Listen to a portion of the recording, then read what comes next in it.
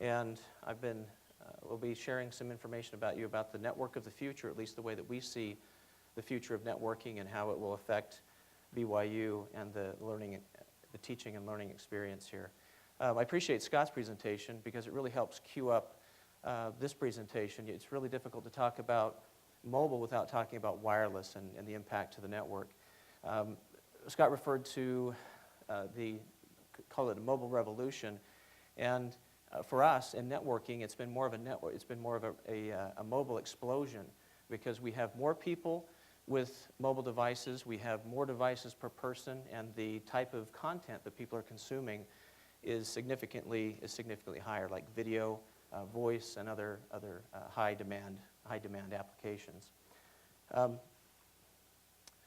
And we see no sign of this really slowing down. In fact, the CTO of Intel recently said that if it computes, it connects. That's their vision, that's their mantra.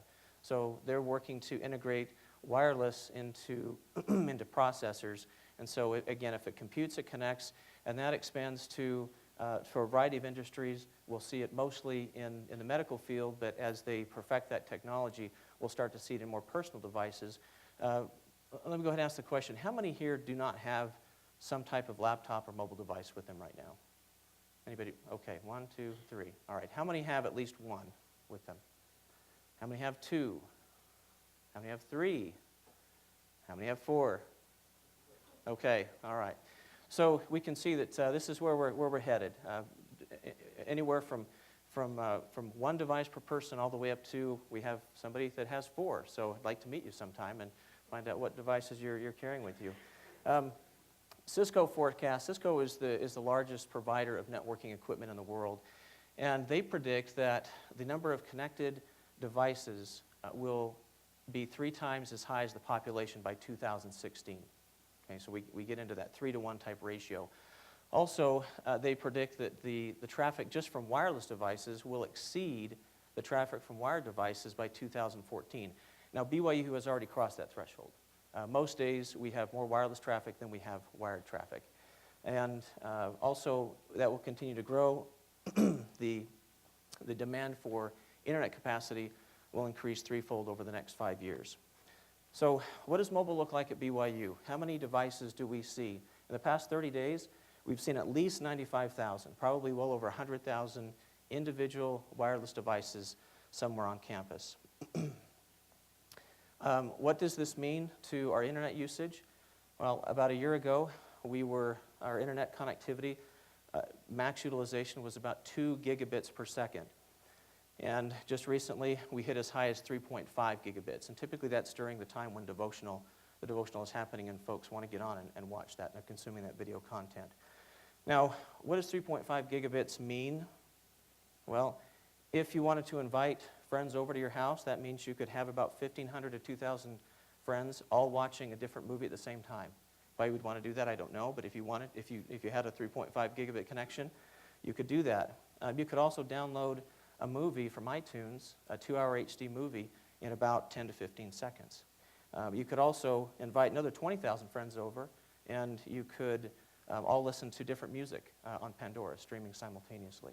So that's what 3.5 gigabits means, and of course we're continuing to trend upward. So how is the internet connectivity at BYU currently being used? We are bucking the trend quite a bit globally. Globally, internet traffic overall is about 51% of the traffic is video, is streaming. BYU, we're about 28% right now. Most of that Netflix with some Hulu and also some YouTube mixed in there. But most of it is web, and then coming in third is social networking at about 11%. And this trend so far seems to be holding fairly steady comparing last year to this year. So we're seeing increased demand everywhere across campus, not just in the classrooms, but also in the common areas, the library, places where students will study, also in the offices. But our greatest challenge and also our greatest opportunity to make an impact is in the classrooms. This is where we can really enhance the learning experience, the teaching experience, enable the teachers to take advantage of a lot of the applications that are available out on the internet, on the cloud, and taking advantage of the fact that we have students who are now bringing the hardware with them, and they can download applications that allow them to improve that learning experience. So what does technology look like in the classroom today and also going forward? Well, it wasn't too long ago that being able to give a PowerPoint like I'm doing and also maybe showing a video using VHS or DVD was sufficient, and maybe even browsing the web would be something that would be done. But we're quickly seeing, and we have some power users that are really testing the limits of the wireless network here at BYU, that to do things like streaming video to really enhance that learning experience. Also expanding the walls and inviting individuals and other groups to participate in that class remotely through video conferencing.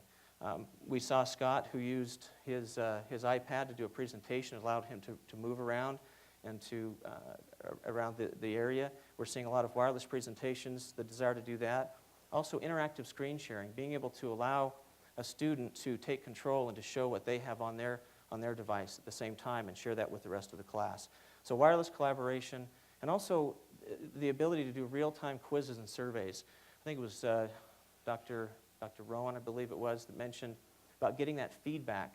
And in a classroom, there are applications out there that allow professors to get real-time feedback on how the class is doing. Are they understanding the content? And it allows them the opportunity to adjust their teaching style right there in the moment rather than waiting until quizzes or tests come in. If we take a look at a 200-seat classroom, what was the behavior or the use just a few years ago? Not uncommon for about 70 people perhaps to bring a laptop or more, and only a handful of them would open them up, connect to the network, do a few things, take some notes, really weren't taxing the network. But now when we walk in, I don't know how many devices we have here, but I would imagine there are several hundred devices in this 400-seat auditorium. So the demand on the network in just a number of devices connecting to the network and then going on, when we talk about if it computes, it connects, that vision is realized, and we have technology providers who integrate that in and come up with new ways for us to use that.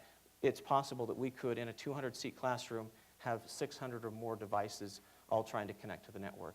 Regardless of whether they're actually actively being used, they are connecting, they are sipping bandwidth, they are pushing and pulling and accessing the network.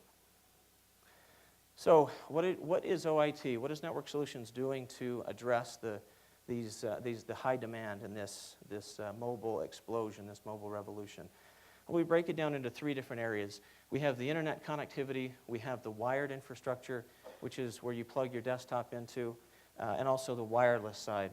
Well, good news is that we have recently completed an upgrade to the internet. We've increased the capacity of the internet by 10 times. We went from 2 gigabits to 20 gigabits.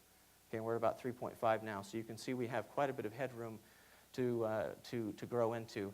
So those of you who perhaps last year maybe struggled from time to time to watch the devotionals during high capacity times or maybe even general conference, you'll be fine. And also March Madness, one of the most important things that happens here on campus apparently, that's a high bandwidth time. So we have to be prepared for March Madness. Other things that we're doing that we have been working on and we continue to work on, this is a multi-year project, is that we're increasing the wired infrastructure by 10 times as well. That will result in faster transfer rates. We'll be delivering gigabit to the desktop. In some buildings, we already have that. And also, it will enable if you have someone else who has a gigabit connection, it'll enable those higher transfer rates within the building and also between buildings. As far as wireless, we will be increasing the capacity by at least 5 times in many areas of campus, but we need to go closer to 10 to really meet the demands of today and also be able to scale into the future. We're also going to be replacing the sign-in system, the system that you use to authenticate, register your devices. That's something that will be happening fairly soon. Also, that will result in is an improved experience. So you'll be able to get on the network faster. It'll be a lot easier, and you'll have more reliable connections, and also we'll be enabling this high-capacity, highly interactive classroom with these three components. So what will the network of the future look like? Well, it will be mobile-friendly. That's the bottom line. It needs to be mobile-friendly. It needs to be easy to access and use. It also needs to facilitate and enhance the teaching and learning experience, enabling the professors and the students to take advantage of all the tools, or as many of the tools as we can within the classroom. It also needs to be safe. We need to make sure that we're keeping the environment safe, protecting data, protecting devices. Also, we need to build an infrastructure that will handle the high capacity demands. As we can see, it will continue to grow at a tremendous rate, and so we need to be staying ahead of it, which means we have to scale efficiently. We have to keep the costs down, and we also have to be able to meet that future demand.